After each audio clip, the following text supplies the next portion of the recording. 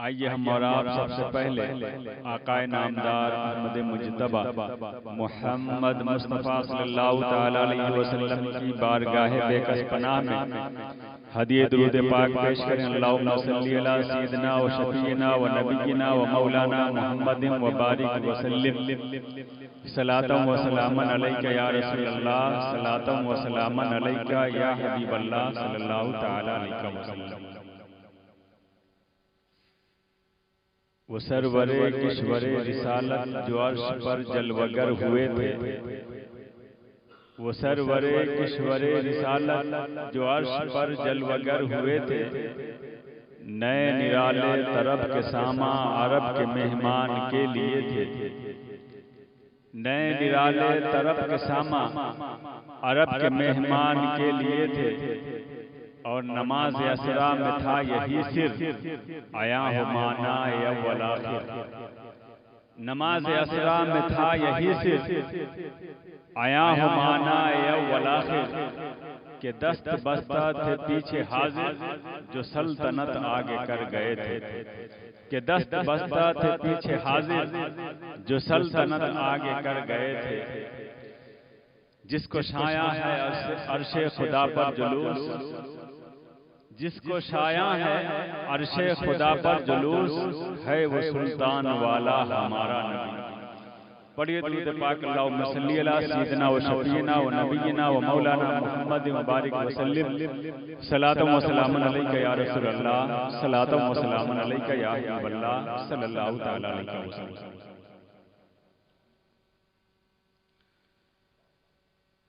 برادران ملت اسلامیہ، عزیز طلبہ،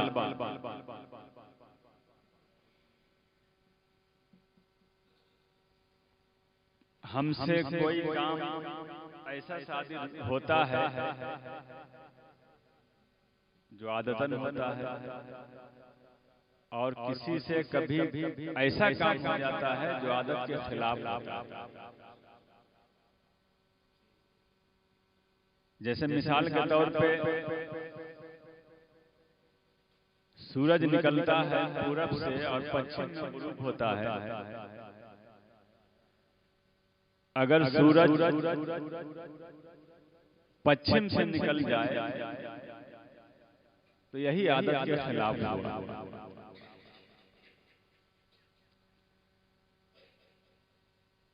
اگر عادت کے خلاف کوئی کام، کوئی چیز اللہ تبارک و تعالیٰ سے صادر ہو تو اس کو آیت کہا جاتا ہے۔ جیسے انسان پیدا ہوتا ہے تو ماں باپ کے توسط سے پیدا ہوتا ہے۔ کوئی بچہ ایسا نہیں جو بغیر ماں باپ کے پیدا ہو۔ باپ کا ہونا بھی ضروری ہے اور ماں کا بھی ہونا ضروری ہے۔ نہ تو بغیر باپ کے ہو سکتا ہے، نہ ہی بغیر ماں کے ہو سکتا ہے۔ اللہ تبارک و تعالیٰ نے حضرت عیسیٰ علیہ السلام کو بغیر باپ کے پیدا فرمایا، تو حضرت عیسیٰ علیہ السلام کی اس پیدائش کو اللہ تبارک و تعالیٰ نے آیت کیا کہ عادتاً بچہ جو پیدا ہوتا ہے ماں باپ کے توسط سے پیدا ہوتا ہے۔ اللہ تبارک و تعالیٰ نے بغیر باپ کے پیدا کر دیا، تو اسی کو اللہ تبارک و تعالیٰ نے آیت کہا۔ تو عادت کے خلاف فرق عادت، اگر کوئی کام اللہ تبارک و تعالیٰ سے صادر ہو تو اس کو آیت کہا جاتا ہے۔ اور یہی چیز عادت کے خلاف اگر کسی نبی سے صادر ہو تو اس کو معجزہ کہا جاتا ہے۔ جیسے مثال کے طور پہ کوئی کہیں کی مدت 1 مہینے کی ہے اور وہاں پہ کوئی نبی آنے واحد میں پہنچ جائے تو اسی کو معجزہ کہا جاتا ہے۔ مسجد حرام سے مسجد اقصی کا سفر کئی مہینوں کا تھا۔ سرکار نے خود ارشاد فرمایا کہ میں آنے واحد میں مسجد حرام سے مسجد اقصی گیا، مسجد اقصی سے 7واں آسمان کی سیر کیا، پھر عرش اعظم تک پہنچا، بارگاہ خداوندی میں پہنچا، پھر وہاں سے واپس بھی آ گیا، اور اتنی دیر میں واپس آیا کہ زنجیر بھی ہلتی رہی، بستر بھی رہا گا۔ سرکار خدا کی بارگاہ تک پہنچے، وہاں سے واپس بھی آ گئے، اور اتنا بھی وقت نہیں لگا کہ زنجیر جو ہل رہی تھی، جو سرکار دو عالم صلی اللہ علیہ وسلم باہر تشریف لے گئے، اور جب دروازہ کو بند کیا تو زنجیر ہلنے لگی، تو جب سرکار واپس آئے تو زنجیر ہل ہی رہی تھی۔ اتنی سی مدت میں سرکار بارگاہ خداوندی میں گئے بھی اور وہاں سے واپس بھی آ گئے۔ اسی کا نام ہے معجزہ۔ اور یہی کام اگر کسی ولی سے صادر ہو، اللہ کا کوئی ولی ہے، ان سے کوئی عادت کے خلاف کام ثابت ہو، صادر ہو، تو اس کو کرامت کہا جاتا ہے۔ انبیاء اولیاء کرام سے آپ نے بے شمار کرامتیں سنی ہوں گی اولیاء کرام کے بارے میں، کہ جو کام عادتاً نہیں ہوتا ہے، اولیاء کرام نے وہ کام کو کر کے دکھایا، اسی کو کرامت کہا جاتا ہے۔ مرغی کو ذبح کر کے آپ نے کھا لیا تو یہ دوبارہ زندہ نہیں ہو سکتی۔ غوث اعظم کے بارے میں آپ نے سنا کہ ایک بڑھیا نے اپنے بیٹے کو غوث اعظم کی بارگاہ میں دیا تھا کہ غوث اعظم سے کچھ سیکھ لے۔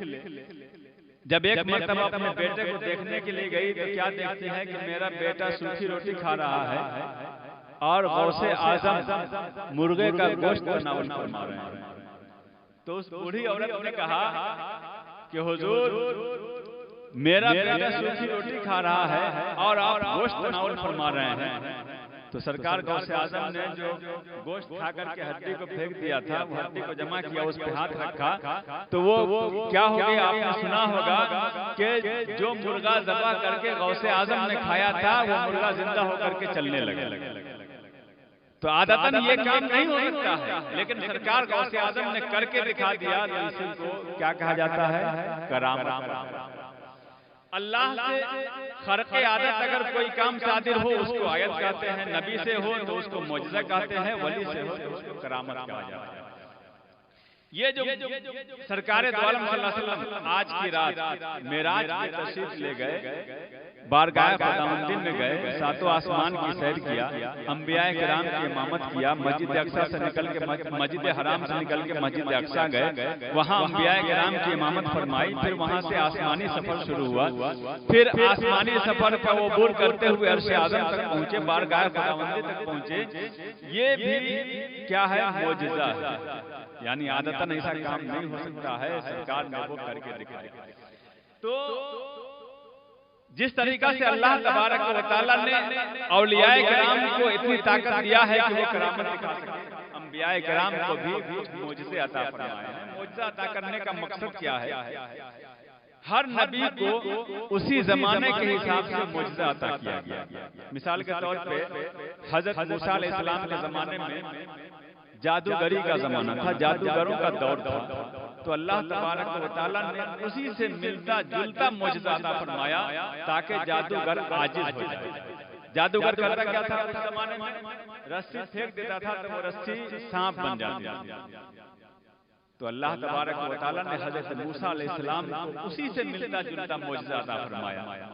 عصا دیا اللہ تبارک و تعالیٰ نے اور ارشاد فرمایا کہ اس کو تم زمین پہ ڈالو گے تو یہ اژدہا بن جائے گا۔ چنانچہ ایسا ہی ہوتا تھا، جب جادوگروں نے اپنی اپنی رسیاں پھینکی تھی اور ساری رسیاں سانپ بن گئی، حضرت موسیٰ علیہ السلام نے اپنے عصا کو زمین پہ ڈال دیا تو وہ اژدہا بن گیا، اور وہ عصا اژدہا بن کر کے تمام سانپ کو نگل گیا۔ برادران ملت اسلامیہ، حضرت موسیٰ علیہ السلام کو اسی زمانے کے حساب سے معجزہ عطا کیا گیا۔ حضرت عیسیٰ علیہ السلام کا زمانہ کیسا تھا؟ وہ ڈاکٹری کا زمانہ تھا، ڈاکٹروں کا بول بالا تھا، ڈاکٹروں کا زور تھا۔ اس زمانے میں اللہ تبارک و تعالیٰ نے حضرت عیسیٰ علیہ السلام کو ویسا ہی معجزہ عطا فرمایا۔ کیسا معجزہ عطا کیا تھا؟ اب ڈاکٹر کا کام کیا ہے؟ کسی کو بیماری سے شفا یاب کر دینا اللہ تبارک و تعالیٰ کے حکم سے، یہ ڈاکٹروں کا کام ہے۔ تو حضرت موسیٰ عیسیٰ علیہ السلام کو اللہ تبارک و تعالیٰ نے دستے شفا عطا فرمایا تھا. آپ نے سنا ہوگا علماء کرام سے اور طلباء کرام نے پڑھا بھی ہوگا کہ حضرت موسیٰ علیہ السلام، حضرت عیسیٰ علیہ السلام کسی سفید داغ والے کے بدن پہ ہاتھ ڈال دیتے تھے تو اس کا سفید داغ ختم ہو جاتا تھا. اور حضرت موسیٰ عیسیٰ علیہ السلام مردے کو کہہ دیتے تھے کن بإذن اللہ کہ اللہ کے حکم سے زندہ ہو جا، تو وہ اللہ کے حکم سے زندہ ہو جایا گیا. اب آئیے سرکار کے زمانہ کو دیکھ لیجئے کہ سرکار کے زمانے میں کس چیز کا زور ہے، کس چیز کا بول بالا ہے. سرکار جس وقت دنیا میں تشریف لائے اس وقت عرب کی فصاحت و بلاغت کا بول بالا تھا. اہل عرب اپنی فصاحت و بلاغت پہ ناز کرتے تھے، تو اللہ تبارک و تعالیٰ نے اپنے پیارے حبیب کو قرآن کریم عطا فرما دیا. اور یہ قرآن کریم اس لیے عطا کر دیا تاکہ اہل عرب کا جو زور ہے، اہل عرب کا جو بول بالا ہے وہ پست ہو جائے. چنانچہ یہ بھی اعلان کر دیا گیا کہ اگر تم یہ کہتے ہو کہ یہ اللہ کا کلام نہیں ہے تو تم اس طریقے سے کوئی کلام لا کر کے دکھا دو. صرف انا آتینا کل کوثر جو اتنی چھوٹی صورت ہے اس کو سرکار دو عالم صلی اللہ علیہ وسلم نے لکھ کر کے اور خانہ کعبہ کے صدر دروازے پہ لٹکا دیا اور یہ اعلان کر دیا. یہ قرآن کا جو اعلان تھا اللہ کے رسول نے تمام اہل عرب کو سنا دیا کہ اللہ کا یہ پیغام ہے، اللہ کا یہ اعلان ہے کہ اگر تم اسے اللہ کا کلام نہیں مانتے ہو تو انا آتینا جو سب سے چھوٹی سورہ ہے اس کے برابر تم کوئی سورہ لا کر کے دکھا دو تو تمہاری بات مان لی جائے گی کہ واقعی یہ اللہ کا کلام نہیں ہے. تو کوئی بھی ویسی سورہ نہیں لا سکتا. اور اس کے بعد کیا آگے بڑھیے. اب یہ زمانہ کیسا زمانہ ہے؟ آپ نے سنا ہوگا کہ سائنس اتنا ترقی کر گیا ہے، اتنا ترقی کر گیا ہے کہ کہاں تک پہنچ گیا؟ چاند تک پہنچ گیا. یہ چاند تک پہنچنے کے بارے میں آپ نے سنا ہوگا کہ آج کا سائنسداں چاند تک پہنچ گیا ہے. تو اللہ تبارک و تعالیٰ نے اپنے پیارے حبیب کو ایک ایسا معجزہ عطا فرمایا کہ بڑے سے بڑا سائنسداں بھی عاجز ہو گئے. اللہ تبارک و تعالیٰ نے اپنے پیارے حبیب کو صرف چاند تک نہیں پہنچایا، صرف پہلے آسمان تک نہیں پہنچایا، بلکہ ساتوں آسمان سے گزرتے ہوئے سرکار دو عالم صلی اللہ علیہ وسلم عرش اعظم تک پہنچے، لامکاں تک پہنچ گئے، یہاں تک کہ بارگاہ خداوندی میں پہنچ گئے اور بارگاہ خداوندی سے واپس بھی آ گئے. اور دوسری بات یہ ہے کہ سائنسداں اگر چاند تک پہنچنا چاہے تو اس کو وقت درکار ہے، لیکن سرکار دو عالم صلی اللہ علیہ وسلم آنے واحد میں آپ سرکار نے ساتوں آسمان کی سیر بھی کیا، جنت کو بھی دیکھا، دوزخ کو بھی دیکھا، تمام کے حالات کا بھی مشاہدہ کیا، سارے انبیاء کرام سے ملاقات بھی ہوئی. اس کے بعد بارگاہ خداوندی میں بھی پہنچ گئے، وہاں سے واپس آئے اور تھوڑا سا وقت گزرا، اتنا وقت گزرا کہ زمین یہ زنجیر ہلی رہی تھی. تو آپ اندازہ کیجئے کہ کتنے وقت میں سرکار دو عالم صلی اللہ علیہ وسلم بارگاہ خداوندی تک پہنچ گئے اور وہاں سے واپس بھی آ گئے. برادران ملت اسلامیہ، آج کچھ لوگ کیا کہتے ہیں یہ جو معراج ہوئی تھی نا وہ خواب ہے. لیکن میں آپ کو بتاؤں کہ اگر یہ خواب کی بات ہوتی تو کفار و مشرکین انکار نہیں کرتے. آج اگر ہم آپ سے یہ کہیں کہ آج ہم خواب میں امریکہ گئے تھے، ہم وہاں کے وزیر اعظم سے مل کر کے آئے ہیں تو کوئی انکار نہیں کر سکتا ہے، یہی کہے گا کہ ہاں خواب میں دیکھا ہوگا. اگر کوئی کہے کہ آج میں خواب میں حج کر کے واپس آ گیا تو کوئی بھی انکار نہیں کرے گا، اس لیے کہ سب جانتے ہیں کہ خواب میں ایسا ہو سکتا ہے. لیکن جب سرکار دو عالم صلی اللہ علیہ وسلم نے مکے والوں کو یہ سنایا کہ آج رات میں ساتوں آسمان کی سیر کیا، مسجد حرام سے مسجد اقصی گیا، یہاں تک کہ بارگاہ خداوندی میں پہنچا اور پھر وہاں سے واپس آیا تو کفار و مشرکین نے انکار کرنا شروع کر دیا. کیوں انکار کیا؟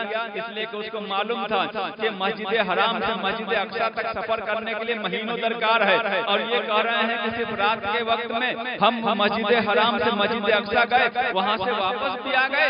ایسا کیسے ہو سکتا ہے؟ برادران ملت اسلامیہ، ابو جہل کو معلوم تھا کہ یہ جو ابو بکر صدیق ہیں یہ ان کی ہر بات پہ لبیک کہتے ہیں، لیکن یہ ایسی بات ہے کہ اس کو ابو بکر بھی نہیں مان سکتا ہے. چنانچہ جیسے ہی ابو بکر سے ملاقات ہوئی تو ابو جہل نے کیا کہا معلوم ہے کہ ابو بکر اگر کوئی یہ کہے کہ میں رات کے تھوڑے سے حصے میں مسجد حرام سے مسجد اقصی گیا وہاں سے واپس آ گیا تو کیا آپ اس کو مان لیں گے؟ تو حضرت ابوبکر صدیق نے کہا کہ یہ تو ماننے والی بات نہیں ہے، ایسا کیسے ہو سکتا ہے؟ کیونکہ یہاں سے مسجد اقصی جانے کے لیے مہینوں درکار ہے، رات کے تھوڑے سے حصے میں کیسے جا کر کے کوئی واپس آ سکتا ہے؟ اتنا سننے کے بعد اب ابو جہل ہنسنے لگا۔ ابوبکر صدیق نے پوچھا کہ آخر تمہارے ہنسنے کی وجہ کیا ہے؟ کہ ارے تو اس نے کہا کہ جس کو آپ اپنا دوست مانتے ہیں، جسے آپ صادق الوعد الامین مانتے ہیں، جسے آپ سچا اور پکا مانتے ہیں، انہی کا یہ دعویٰ ہے کہ آج رات وہ مسجد حرام سے مسجد اقصی گئے اور رات ہی میں واپس بھی آ گئے۔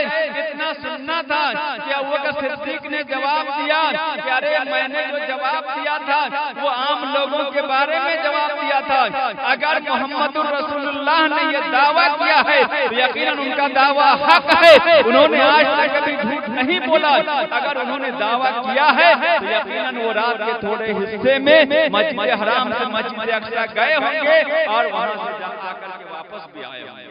برادران ملت اسلامیہ، اسی دن حضرت ابوبکر کو صدیق کا لقب ملا۔ صدیق بہت زیادہ تصدیق کرنے والے۔ تو حضرت ابوبکر صدیق نے تصدیق کیا۔ تو میرے کہنے کا مطلب کیا ہے کہ سرکار کو جو معراج ہوئی وہ جسمانیات کے ساتھ معراج ہوئی۔ آج کل ہم لوگوں کا کیا ہے کہ اگر کسی کو کوئی غم لاحق ہوتا ہے، کسی کو کوئی غم لاحق ہو جائے تو اس کا جو دوست ہوتا ہے، اس کا جو محبوب ہوتا ہے، اس سے محبت کرنے والا ہوتا ہے، سوچتا ہے کسی طریقے سے اس کے غم کو دور کیا جائے، اس کو گھمانے کے لیے لے جاتا ہے، باغ کی سیر کرانے کے لیے لے جاتا ہے۔ ٹھیک اسی طریقے سے آپ نے تھوڑا سا سنا مولانا نور الحق سے کہ سرکار دو عالم صلی اللہ علیہ وسلم کا روزانہ کا معمول تھا دین اسلام کی تبلیغ کرنا۔ آج کل تو لوگ مسلمانوں کے پاس جا کر تبلیغ کرتے ہیں اور کہتے ہیں کہ ہم دین پھیلانے کے لیے آئے ہیں۔ دین مسلمانوں کے پاس نہیں پھیلایا جاتا ہے، دین کافروں کے پاس پھیلایا جاتا ہے۔ درود پاک پڑھیں، اللہم صلی علی سیدنا و شفیعنا نبینا و مولانا محمد مبارک وسلم صلاۃ و سلام علیک یا رسول اللہ صلی اللہ علیہ وسلم۔ تو میں یہ عرض کر رہا تھا کہ سرکار کا یہ روزانہ کا معمول تھا لوگوں کو دین اسلام میں داخل کرنے کی کوشش کرنا۔ روزانہ تبلیغ کرتے تھے، ڈیلی کوئی نہ کوئی دین اسلام میں ضرور داخل ہوتا تھا۔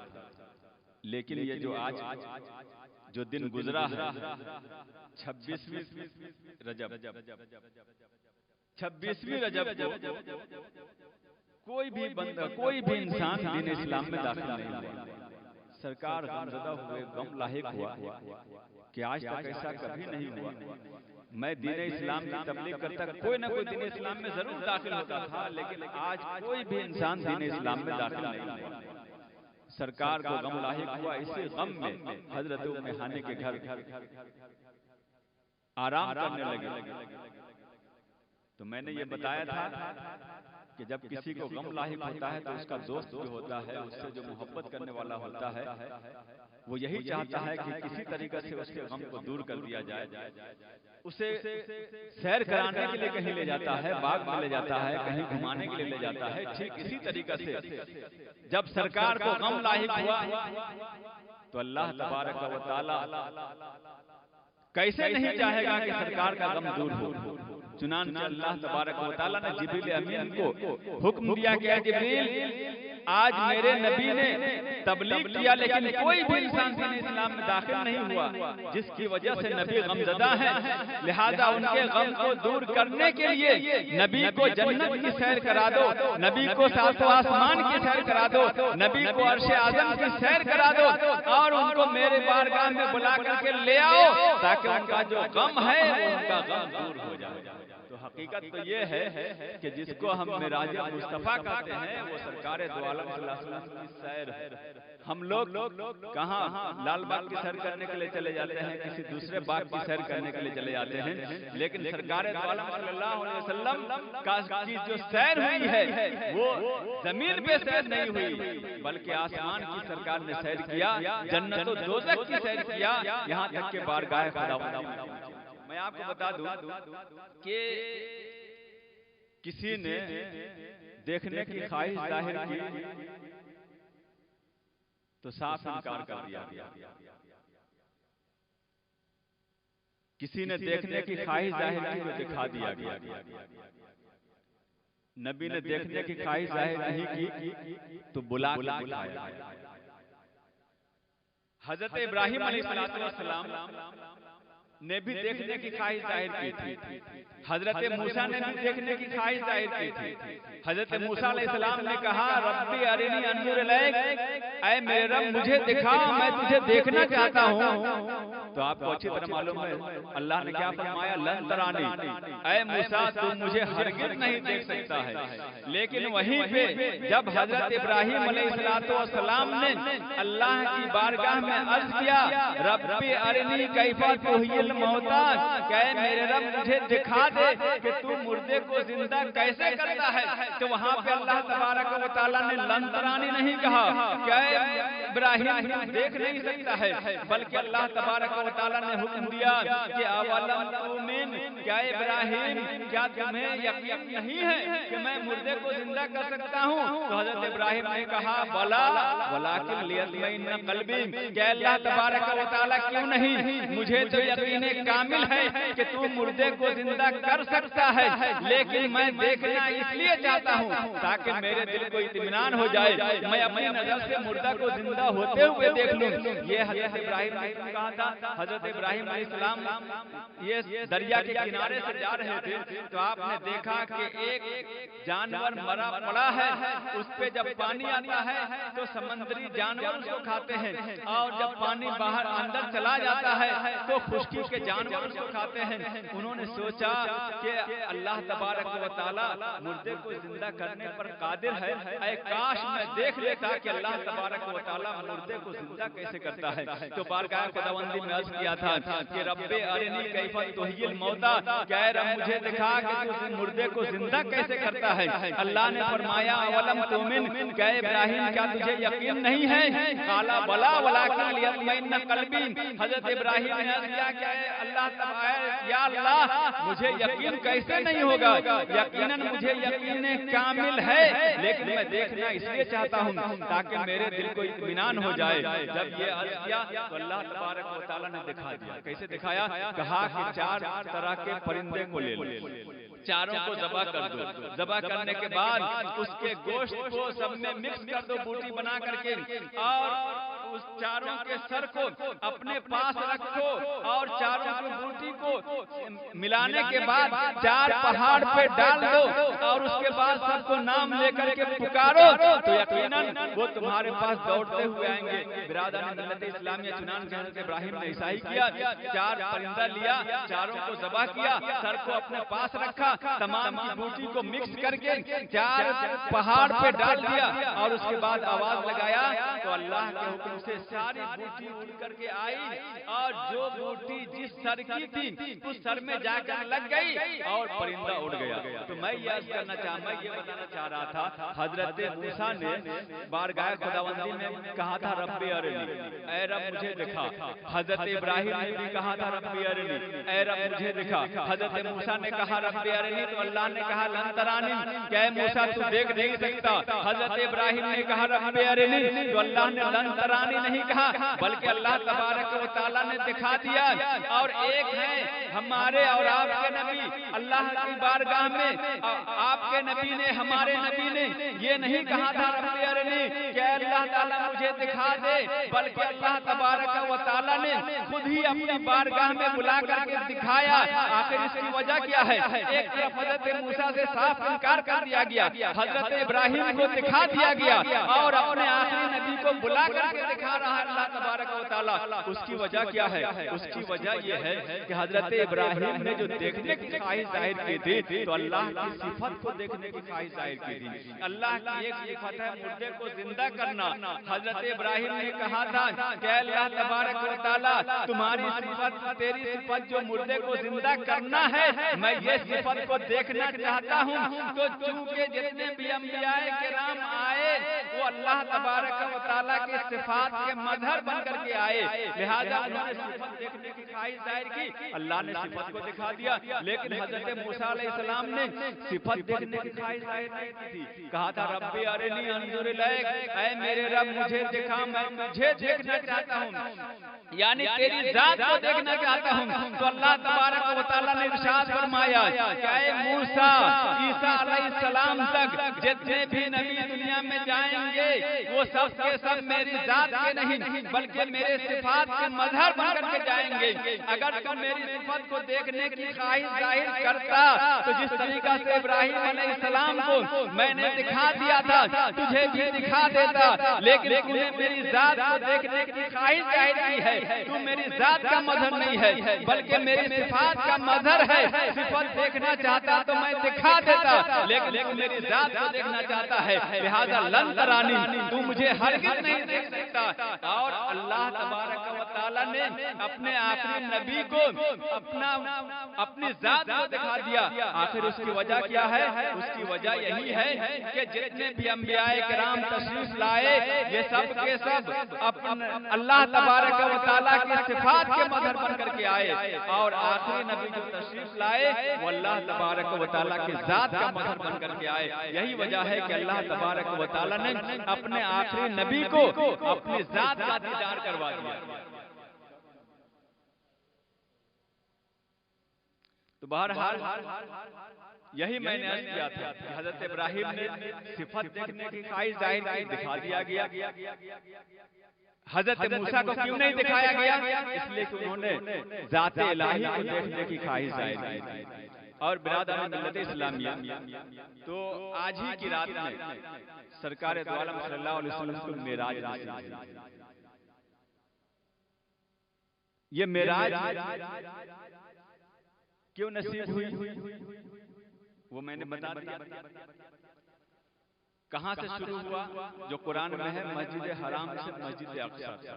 جب مسجد اقصی میں پہنچے تو آپ نے سنا ہوگا کہ سرکار دو عالم صلی اللہ علیہ وسلم جب تشریف لے گئے تو سرکار کے پہنچنے سے پہلے ہی حضرت عیسیٰ علیہ السلام تک، حضرت آدم سے لے کر حضرت عیسیٰ تک جتنے بھی انبیاء کرام دنیا میں تشریف لائے تھے سب وہاں موجود تھے۔ اب سب انتظار میں تھے کہ نماز کون پڑھائے۔ حضرت آدم یہ سوچ رہے تھے کہ شاید مجھے اجازت ملے نماز پڑھانے کی، اس لیے کہ امام وہی بنتا ہے جو علم میں زیادہ ہو، میں علم میں زیادہ ہوں۔ اللہ تعالیٰ نے فرمایا وَعَلَّمَ آدَمَ الْأَسْمَاءَ كُلَّهَا کہ اللہ تبارک و تعالیٰ نے حضرت آدم کو ساری چیزوں کا نام بتا دیا۔ حضرت ابراہیم سوچ رہے تھے کہ شاید مجھے اجازت ملے، حضرت موسیٰ سوچ رہے تھے شاید مجھے اجازت ملے، حضرت عیسیٰ سوچ رہے تھے شاید مجھے اجازت ملے، لیکن جب سرکار پہنچے تو حضرت جبریل امین نے کہا کہ اللہ تبارک و تعالیٰ کا حکم ہے کہ امامت کون کریں گے؟ آخری نبی کریں گے، آخری نبی امامت کریں گے۔ جو میں نے سرکار اعلیٰ حضرت کا شعر ذکر کیا کہ نماز اسلام میں تھا یہی صرف، آیا ہو معنی اول آخر کہ دست بستہ تھے پیچھے حاضر، جو سلطنت آگے کر گئے تھے۔ جتنے بھی انبیاء کرام دنیا میں تشریف لائے تھے سرکار سے پہلے سب پیچھے کھڑے ہیں اور سرکار آگے کھڑے ہیں، تاکہ یہ معلوم ہو جائے کہ سرکار اول بھی ہے اور سرکار آخر بھی ہے۔ تو نماز اسلام میں تھا یہی صرف، آیا ہو معنی اول آخر کہ دست بستہ تھے پیچھے حاضر، جو سلطنت آگے کر گئے تھے۔ تو یہ معراج کا واقعہ بڑا لمبا چوڑا ہے، وقت ہی نہیں ہے۔ میں ایک سے گزارش کروں گا کہ آج کی رات میں جو سرکار ہم لوگوں کے لیے تحفہ لے کر کے آئے تھے وہ نماز لے کر کے آئے۔ سرکار کی معراج تو خدا تک پہنچنا ہے اور ہماری نماز مسجد تک پہنچنا ہے۔ الصلاۃ معراج المومنین، یہ نماز مومنوں کی معراج ہے۔ تو سرکار آج ہی کی رات یہ نمازوں کا تحفہ لے کر کے آئے تھے۔ 50 وقت کی نماز ملی تھی، وقت نہیں ہے کہ بتایا جب 50 وقت کی نماز ملی تھی، حضرت موسیٰ علیہ السلام کے بار بار بھیجنے پر 50 سے 5 وقت ہوا تھا، اور اللہ نے آخر میں فرما دیا تھا کہ اے میرے نبی آپ کی امت 5 وقت کی نماز پڑھے گی لیکن ہم اس کو 50 وقت کا ثواب دیں گے۔ تو 5 وقت کی نماز پڑھیں گے، نماز میں تو تخفیف ہو گئی ہے، کمی ہو گئی ہے، لیکن ثواب میں کمی نہیں ہوئی ہے۔ ہم 5 ہی وقت کے پڑھیں گے، لیکن اللہ تبارک و تعالیٰ 50 وقت کا ثواب عطا فرمائے گا۔ تو ہم آخری گزارش یہی کریں گے کہ سرکار آج کی رات میں نماز کا تحفہ لے کر کے آئے تھے، لہذا ہم لوگوں کو یہ تحفہ قبول کرنا چاہیے، نماز کی پابندی کرنی چاہیے۔ اللہ تبارک و تعالیٰ کی بارگاہ میں دعا ہے کہ اللہ تبارک و تعالیٰ ہم تمامی مسلمانوں کو خصوصیت کے ساتھ اس مدرسے کے اساتذہ، طلبہ، اراکین، محبین، متوسلین کو نمازوں کی پابندی کرنے کی توفیق عطا فرمائے۔ آمین۔ وآخر دعوانا الحمدللہ رب العالمین۔